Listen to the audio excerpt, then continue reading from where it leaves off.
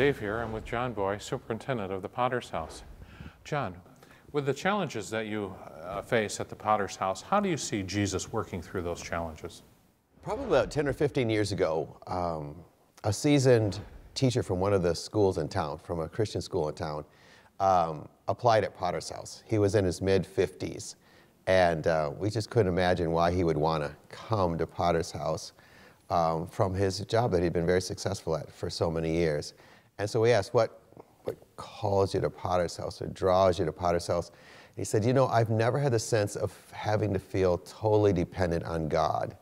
And I know that teaching at Potter's House, that's how I would feel. And it struck me as a surprise, but because we're so used to it. But I think one of the main things is when you're in a school that is a private school, and you're not using the regular private school model, which is tuition. We have tuition, but it's based on income. So our tuition only covers 20% of what our operational expenses are. So every year we have to raise 80%.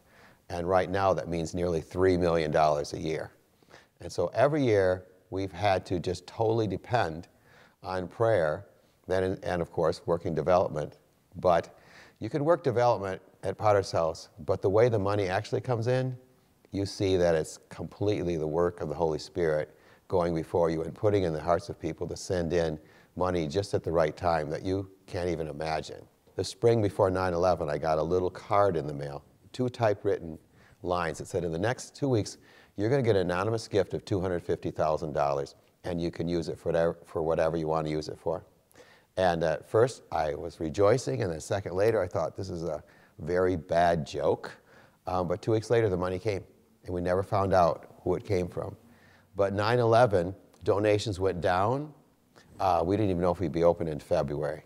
At the end of that 9/11 year, we ran short of our budget, $250,000, and we already had the money in the bank. And to me, the verse that comes to mind is that he knows your request before you even ask. He provided for the need before we even knew it was a need. And to me, it completely baffles me how it can happen that somebody can be sitting in their house. I mean, what's the conversation like? You know, should we give some money away? How much should we give? Why don't we give $250,000? Who can do that? And then who should we give it to? How about Potter's House? How does that happen to connect with just the exact need that you have at the time? And also knowing this person or people, whoever, they probably gave it to 10 other organizations and blessed them in the same way also. Along with that, though, we see God, I think, to me, the most powerful ways that I see God is just as our staff. You know, the power of coming together every morning and sharing your lives honestly and praying together through good times and bad times. And so we're coming together every morning and, you know, maybe a staff member saying, my husband's having an affair and he's leaving me.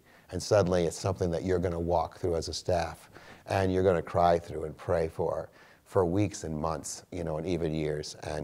And you find out something more about what it means to be a follower of Jesus, you know, that it's not just about being perfect or things going right, but it's what you learn in suffering and what you learn and sharing that suffering together and bearing it together. And then you see the same thing with your students and the parents, people coming from unbelievable situations, people from refugee camps that have, at one time, 1 out of every 10 kids in our high school had been in a refugee camp for 8 years of their life. Their parents were murdered in the Sudan. They had fled for their lives through that 1,000-mile journey.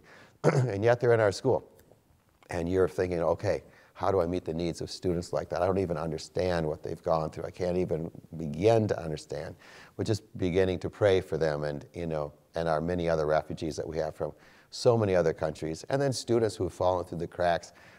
Just constantly being in prayer and seeing what God will do in your own life, in the life of supplying the needs of the school. You know, we just see Jesus everywhere. And so it's been a pressure to have to feel that your salary is so dependent on, you know, from week to week, really. It's so dependent on prayer, but on the other hand, it brings you to places with God that you never would have gotten to otherwise.